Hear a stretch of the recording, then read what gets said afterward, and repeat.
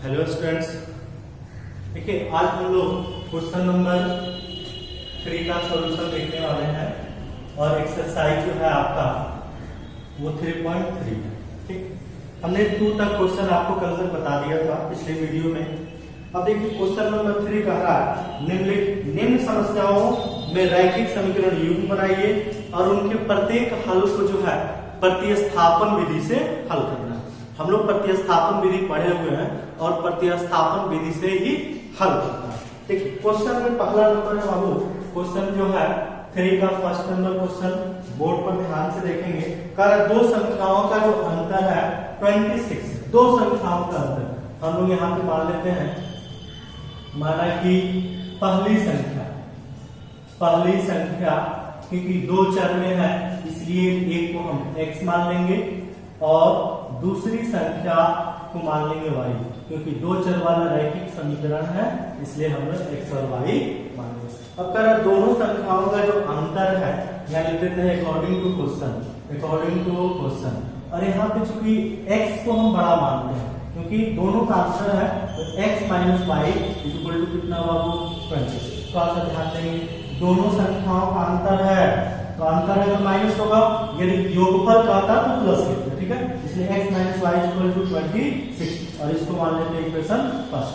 फिर आगे क्वेश्चन में कह रहा है कि एक संख्या दूसरी संख्या की 3 गुनी, एक संख्या दूसरी संख्या के 3 गुनी है। फिर यहाँ लिख देंगे अगेन अकॉर्डिंग टू क्वेश्चन, जो एक संख्या है, ठीक है, यानी कि जो पहली संख्या है बाबू एक संख्या दूसरी संख्या के 3 गुनी मतलब इससे 3 गुना है इसलिए हमने इसको ये लिख दिया x इक्वल टू 3y 3 गुना हो गया। अभी जाएगा x के प्लस में इधर आएगा तो माइनस 3y इक्वल टू कितना बाबू 0 और इसको मान लेते हैं इक्वेशन सेकंड। देखिए ये फ्रॉम इक्वेशन फर्स्ट और फ्रॉम इक्वेशन सेकंड से हम लोग प्रतिस्थापन विधि से तो हल तो कर ही सकते हैं। ठीक, दो इक्वेशन आपके सामने आ गया तो प्रतिस्थापन विधि जो है आप उसको बना सकते हैं ना। तो देखिए समीकरण 1 में क्या लिखेंगे हम लिख देते हैं यहाँ पे from equation first. From equation क्या लिख दें फर्स्ट, लिख देते हैं x minus Y equal to कितना बाबू 26।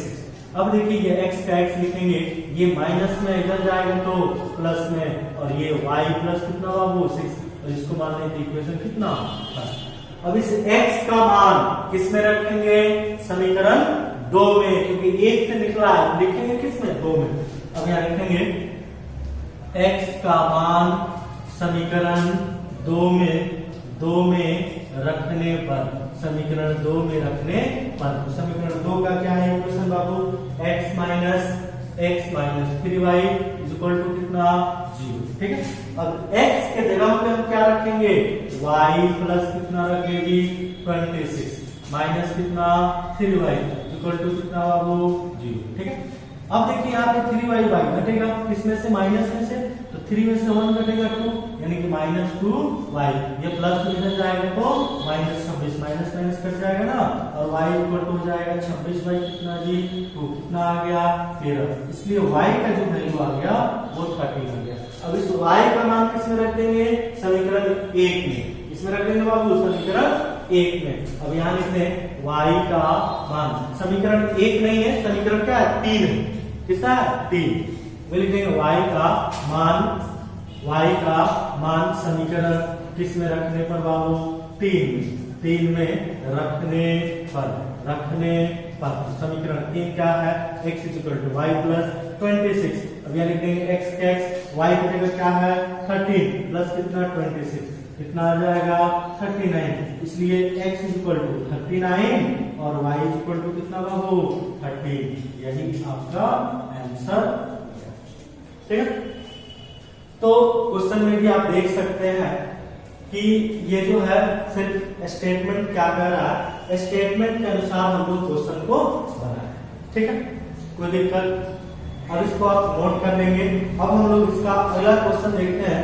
सेकंड नंबर क्वेश्चन जो है, सेकंड नंबर इसका क्वेश्चन क्या कर रहा है, कुछ क्वेश्चन जो है बाबू इसमें से बता देते हैं और कुछ क्वेश्चन जो है आप अपने से नोट करेंगे। ठीक है, वीडियो को पॉज करके नोट कर लेंगे, ठीक है, या आप स्क्रीनशॉट लेके भी नोट कर लेंगे। अब देखिए इसी का हम सेकंड नंबर क्वेश्चन जो है 3 नंबर में 5-6 क्वेश्चन दिया गया है, जिसमें से हम आपको 3-4 तो बता ही देंगे, और जो क्वेश्चन बचेगा उसको आप जो है खुद अपने से बना लेंगे, या अगर नहीं समझ में आएगा तो आप हमसे पूछ लेंगे। जो भी वर्ड प्रॉब्लम का बाबू क्वेश्चन है उसका आपको पहले इक्वेशन बनाना है, और इक्वेशन बना के उसको प्रतिस्थापन विधि से हल करना है। क्योंकि क्वेश्चन में आपसे पहले कह रहा कि आप जो है आप इसका पहले समीकरण युग्म बनाए, समीकरण युग्म बनाने के बाद ठीक है उसको प्रतिस्थापन विधि से हल करें। ठीक है, पहले तो समीकरण युग्म बना लेंगे तब प्रतिस्थापन विधि से हल करेंगे। ठीक है, अब देखिए इसका सेकंड नंबर क्वेश्चन देखना आपको। सेकंड नंबर क्वेश्चन क्या कर रहा है, ध्यान से देखेंगे। कर दो संपूरक कोणों में बड़ा कोण छोटे कोणों से 18 डिग्री जो है अधिक, 18 डिग्री अधिक है। तो थोड़ा सा आप ध्यान देंगे कि हम लोग जानते हैं बाबू कि समपूरक, ठीक है, समपूरक कोण किसको कहते हैं। तो वैसे दो कोण जिनका योगफल 180 डिग्री होता है, जिसको हम लोग सप्लीमेंट्री एंगल बोलते हैं, तो वैसे दो कोण जिनका योगफल कितना हो 180 डिग्री, वही तो पूरक कोण कहलाता है, सॉरी समपूरक कोण कहलाता है। तो हम लिख लेंगे यहाँ पे दो कोणों का योग है, हम यहाँ लिख देंगे माना कि समपूरक कोण पहला कोण, ठीक है, माना कि पहला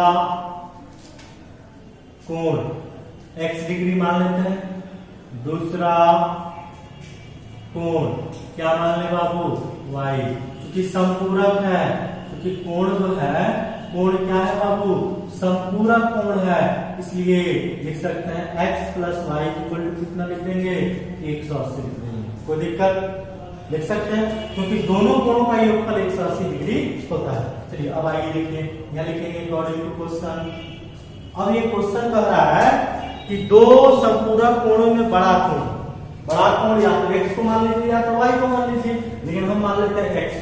अब ये क्वेश्चन कह रहा है कि जो बड़ा कोण है, तो बड़ा कोण कहने का मतलब क्या बाबू x, बड़ा कोण क्या x, बड़ा कोण छोटे कोण से 18 डिग्री अधिक, बड़ा कोण जो है छोटे कोण से, तो छोटा कोण क्या y, छोटे कोण से कितना अधिक है बाबू 18 डिग्री अधिक, अधिक है तो प्लस, कम होता है तो माइनस। ठीक है, अब आगे क्वेश्चन कह रहा है तो उन्हें डिग्री में ज्ञात करें। देखिए यहाँ से क्या करेंगे, ये x हो गया, ये प्लस में इधर आएगा तो माइनस, और इस आएगा 18, और इसको क्या मान लेंगे इक्वेशन सेकंड, एक समीकरण 1 हो गया और एक समीकरण सेकंड। अब इसी दो इक्वेशन जब आपको प्राप्त हो गया, इसी दो इक्वेशन से हमको प्रतिस्थापन विधि से x और y का वैल्यू निकालना है। आप निकाल लेंगे, समझ में आ रहा, बताने की कोई जरूरत नहीं है, बना लेंगे आप।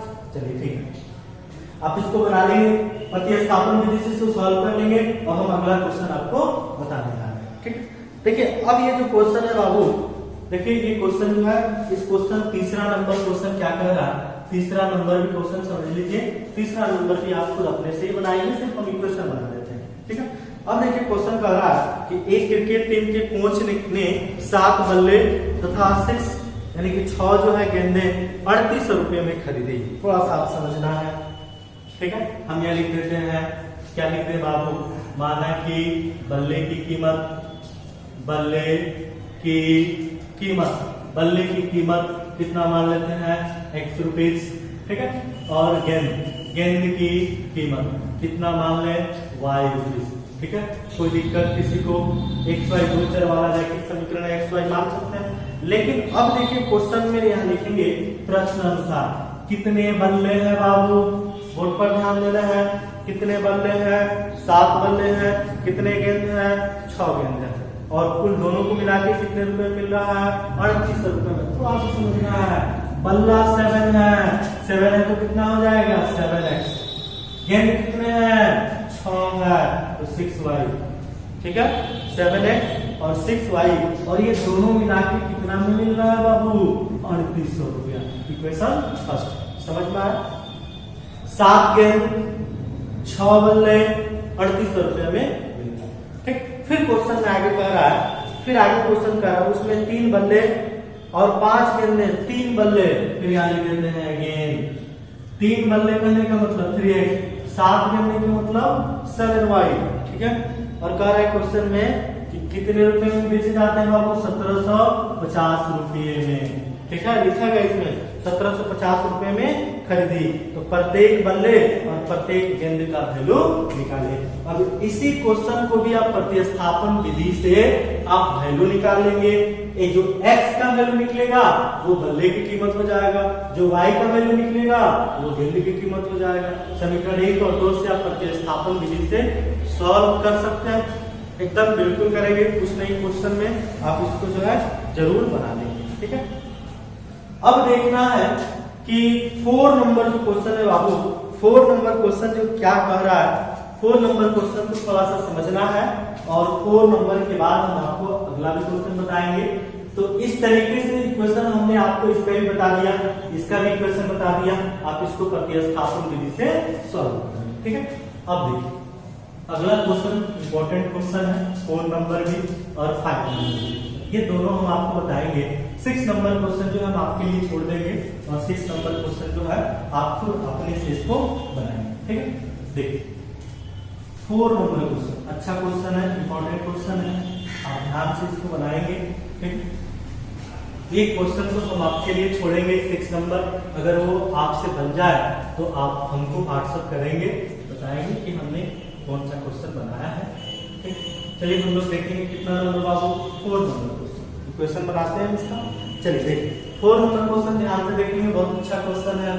4 नंबर कह रहा है कि एक नगर टैक्सी में भाड़े के नियत भाड़े के अतिरिक्त चली गई दूरी भाड़े का जो किराया है उसमें सम्मिलित किया गया है।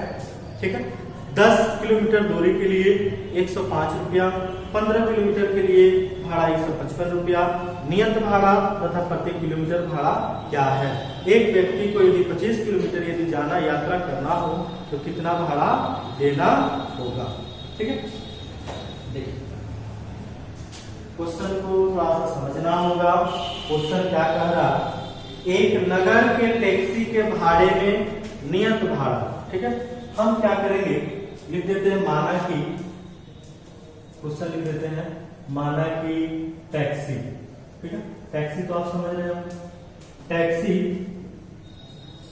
का नियत भाड़ा, नियत भाड़ा, नियत भाड़ा जो है उसको मान लेते हैं 100 रुपया। ठीक है, और यहां लिख लेते हैं अतिरिक्त, अतिरिक्त भाड़ा, अतिरिक्त भाड़ा। ठीक है, कितना मान लेते हैं बाबू? 1 रुपया। देखिए नियत भाड़ा क्या है और अतिरिक्त भाड़ा क्या है, उस चीज को समझना। नियत भाड़ा कहने का मतलब हुआ, जैसे मान लीजिए हम जो है, हम किसी टैक्सी को कहे कि यहाँ से हॉस्पिटल चलिए। ठीक है, हॉस्पिटल चलना है तो वो क्या किया कि 500 कहा कि हम यहाँ से हॉस्पिटल जाएंगे 500 रुपये। ठीक है, तो उसका नियत फिक्स हो गया, वो उसका फिक्स हो गया। लेकिन अगर मान लीजिए कि अगर डॉक्टर ने उसको जांच लिख दिया और जांच हो सकता है 2 किलोमीटर की दूरी पर, तो वो तो अतिरिक्त हो गया, वहां से भी तो हो जाएगा। जी, जब वहां से हो जाएगा तो उसको हम अतिरिक्त भाड़ा करते हैं। बात समझ में आ रहा? जैसे मान लीजिए कि अगर वो गया है डॉक्टर के पास दिखाने, तो वो तो उसका फिक्स हो गया, उसको 500 रुपये मिलना ही मिलना है। ठीक है, वो फिक्स हुआ। लेकिन अगर डॉक्टर कहता है कि ये जांच है, आपको 2 किलोमीटर दूर से करा के लाना है, तो 2 किलोमीटर दूर तो कोई पैदल जाएगा नहीं। अब उसी टैक्सी से जाएगा तो उस टैक्सी जाएगा तो कहेगा वो अतिरिक्त भाड़ा, यानी कि हम तो यहाँ तक सिर्फ 500 में आए थे, लेकिन यहाँ से आप कहीं हमको दूसरे जगह ले जाएंगे तो हम उसका अतिरिक्त भाड़ा लेंगे। ठीक है, वही हुआ अतिरिक्त भाड़ा इसका। ठीक है, अब देखिए आगे क्वेश्चन में क्या कर रहा है। अब आगे क्वेश्चन में कह रहा है कि भाड़ा जो सम्मिलित किया गया है 10 किलोमीटर दूरी के लिए, 10 किलोमीटर दूरी के लिए 105 रुपया। 10 किलोमीटर दूरी के लिए कितना बाबू? 105 रुपया। देखिए ध्यान से समझना है, लिख देंगे यहाँ पे according to question, according to question 10 kilometre नियत भाड़ा तो x है, इसमें कोई दिक्कत नहीं है। तो x प्लस 10 किलोमीटर यानी कि 10y अतिरिक्त हो गया 10 किलोमीटर। समझ में आया? ये नियत है, इसमें कोई ये फिक्स है। लेकिन 10 किलोमीटर के लिए जो है, 10 किलोमीटर के लिए तो अतिरिक्त हो गया तो 10y। अगर नियत भाड़ा 1 से 10 किलोमीटर दूरी के लिए वो कितना रुपया लेता है बाबू? 105 रुपये। इक्वेशन कितना होगा फर्स्ट? समझ में आ रहा है? अब ये जो है x जो है नियत है, एकदम फिक्स है, लेकिन 10 किलोमीटर अगर अतिरिक्त जाएगा तो दोनों को मिलाकर वो 105 रुपए लेगा, क्योंकि ये दोनों एक दूसरे में सम्मिलित है। क्वेश्चन में कहा है। फिर यहाँ पे लिखेंगे अगेन, फिर आगे क्वेश्चन में लिखा गया है कि यदि वह 15 किलोमीटर अतिरिक्त चलेगी, 15 किलोमीटर तो x प्लस कितना होगा बाबू 15, दोनों सम्मिलित है, नियत भाड़ा और अतिरिक्त दोनों सम्मिलित। 15 किलोमीटर अगर अधिक जाता है तो उसके लिए कितना भाड़ा लेता है बाबू 155 रुपया लेता है। समझना है। तो कह रहा है क्वेश्चन में कि नियत भाड़ा और प्रति किलोमीटर भाड़ा इसका ज्ञात करें। ये प्रतिस्थापन विधि से बाबू x y का वैल्यू हम निकाल लेंगे। चलिए हम इसको सॉल्व करके दिखाते हैं। लिख देंगे फ्रॉम इक्वेशन फर्स्ट, क्या लिखते हैं x plus 10y equal to क्या लिखते हैं बाबू 105। समझ में आ रहा होगा। ये 10y इक्वल टू 105 माइनस कितना जी x, और यहाँ हो जाएगा y equal to 105 minus x, नीचे क्या होगा 10, और ये इक्वेशन कितना बाबू 3। अब y का मान किसमें रखेंगे, समीकरण कितने बाबू सेकंड में। हम यहाँ लिखते हैं y का मान क्या लिख देंगे समीकरण सेकंड में रखने पर, समीकरण सेकंड में रखने पर। तो समीकरण सेकंड क्या है, तो x plus 15y equal to 155। अब देखिए x का x होगा, 15 का 15। अब इस y की जगह ही ना वैल्यू रखना है बाबू, तो y की जगह क्या रख देंगे 105 माइनस x, 105 माइनस x, नीचे क्या है 10, नीचे क्या लिख देंगे 10 इक्वल टू कितना बाबू 155। किसी को कोई प्रॉब्लम, ठीक है।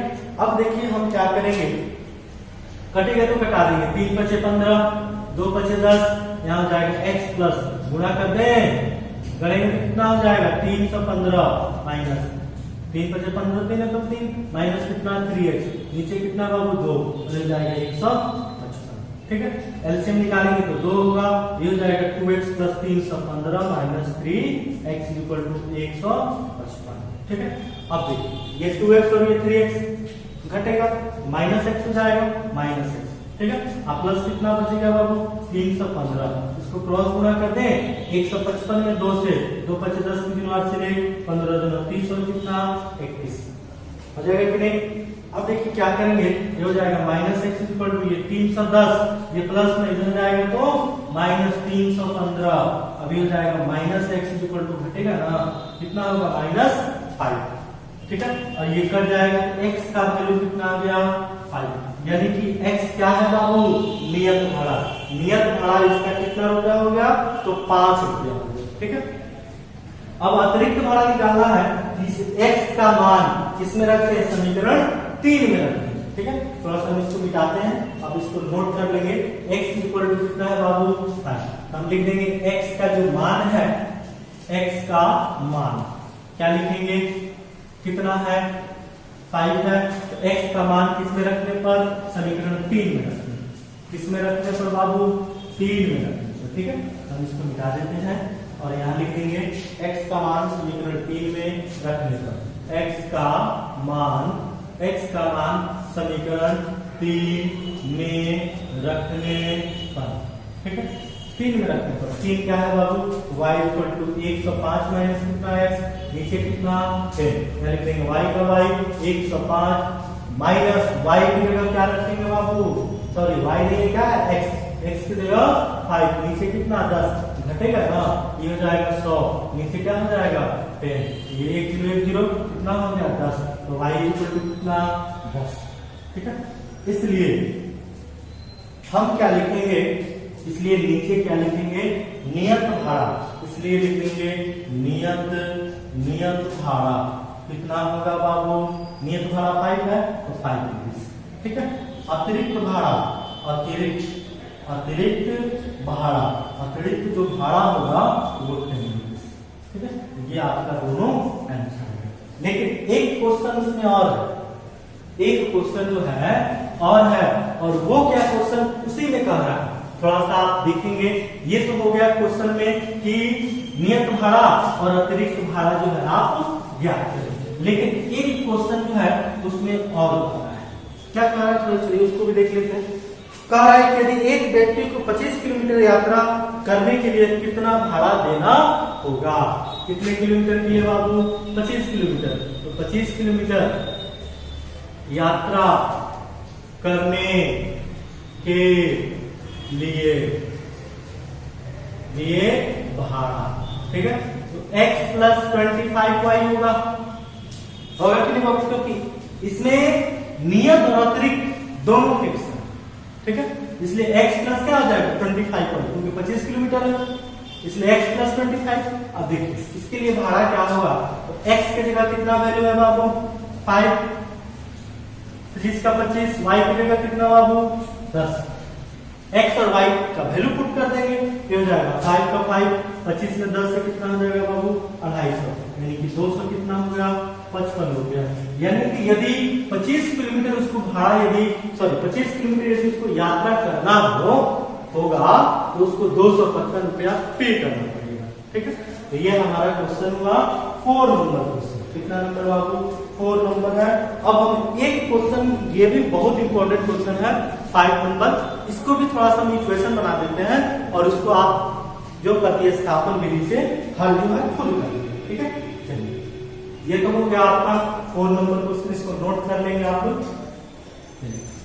एक क्वेश्चन और हम आपको बताएंगे, उसके बाद जो है ये आपका एक्सरसाइज खत्म हो जाएगा। उसके बाद से हम लोग विलोपन विधि पढ़ेंगे। ये तो हम लोग का था प्रतिस्थापन विधि, ठीक है। ये जो है प्रतिस्थापन विधि हम लोग पढ़ रहे हैं। इस टाइप से क्वेश्चन जो आपको एग्जाम्स में क्वेश्चन जो है पूछे जाते हैं, इसलिए आप इसको बनाएंगे, सिर्फ तरीके याद रखेंगे। कोई भी रहेगा क्वेश्चन, कोई भी हो, हम लोग बना सकते हैं, ठीक है। चलिए एक क्वेश्चन हम आपको बताते हैं, 4 नंबर, इसका 4 नंबर तो बता दिए, 5 नंबर क्वेश्चन नंबर 3 का ही 5 नंबर, ठीक है। देखिए बड़े ध्यान से देखना है, क्वेश्चन कह रहा है, अच्छा क्वेश्चन है ये, यदि किसी भिन्न के अंश में अंश और हर दोनों में दो जोड़ दिया जाए, समझिए बहुत ही अच्छा क्वेश्चन है। हम यहाँ लिख देते हैं माना कि अंश।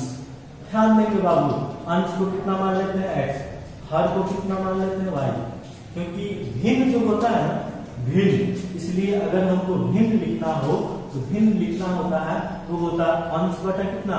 हर, यानी कि x बटा कितना? y, यही होता अंश बटा हर, यानी कि अंश को x करना है तो x y हो जाएगा। अब चलते हैं प्रश्न अनुसार, अकॉर्डिंग टू क्वेश्चन। अब आपका क्वेश्चन क्या कहता है? क्वेश्चन को समझना है और आंसर लिखते जाना है, समझते जाना है, कैसे इक्वेशन बनाते जाना है। कह रहा है कि अंश और हर दोनों में 2 जोड़ दे। अंश में भी क्या जोड़ दे बाबू? 2 जोड़ दे। हर में भी क्या जोड़ दे? 2 जोड़ दे। दोनों में 2 जोड़ दिया। अगर कहता घटा दीजिए तो घटा देते, सिर्फ अंश में कहता तो अंश में करते, हर में कहता तो हर में करता, दोनों में कह रहा तो दोनों करेंगे, ठीक है। उसके बाद कह रहा है तो वह 9/11 हो जाती है। अगर दोनों में 2 जोड़ दिए तो कितना हो गया? 9/11 हो गया, ठीक है। उसके बाद अगला जो क्वेश्चन कर रहा है, पहले इसका इक्वेशन बना लेते हैं, तब अगले क्रॉस मल्टीप्लिकेशन 11x प्लस कितना बाबू? 22 होगा ना, इक्वल टू ये क्या होगा? 9y प्लस कितना? 18। समझ में आ रहा है? 9y 9 टू 18, ठीक है। अब क्या होगा? x वाले में एक पास है कि 9x और y कर देंगे, ठीक है। इक्वेशन बना लेते हैं हम लोग, 11x माइनस 9y। अब ये 18 हो गया, ये प्लस में इधर आएगा तो माइनस में, यानी कि 18 माइनस क्या होगा बाबू? माइनस 22 हो जाएगा। 18 माइनस 22 हो जाएगा 11x minus 9y is equal to कितना बाबू? -4। तो समीकरण 1 आपका निकल गया। कोई दिक्कत? समझ में आ रहा? समीकरण 1 को निकालिए, फिर लिखेंगे again according to question, again प्रश्नानुसार। फिर अब आगे देखिए क्वेश्चन में क्या कह रहा है।